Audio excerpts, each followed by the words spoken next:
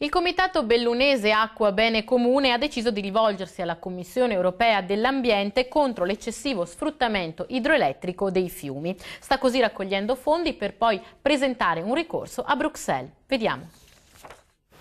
Quanto è importante l'acqua nel Bellunese? È importantissima sia dal punto di vista naturalistico, perché fa parte del nostro ambiente, del nostro territorio, della nostra memoria e identità, e soprattutto dal punto di vista economico, perché siamo una delle province più sfruttate a livello nazionale da questo punto di vista.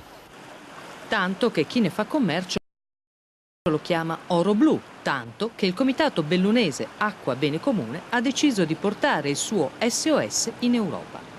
Per contrastare l'ipersfruttamento, direi, possiamo definirlo illegale e sicuramente deregolamentalizzato, che purtroppo è perpetrato ormai da anni sistematicamente su tutti i nostri corsi d'acqua. Per farvi capire di cosa stiamo parlando, parliamo del 90% di corsi d'acqua della provincia di Belluno, quindi tutto il patrimonio idrico territoriale. È stata così promossa una raccolta di fondi per sostenere il ricorso legale alla Commissione Ambiente a Bruxelles, ma nessuno ha dimostrato sensibilità sulla questione a livello locale? Politicamente non c'è stata nessuna risposta.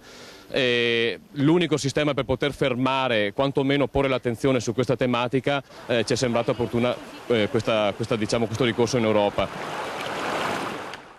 E siamo arrivati allo sport.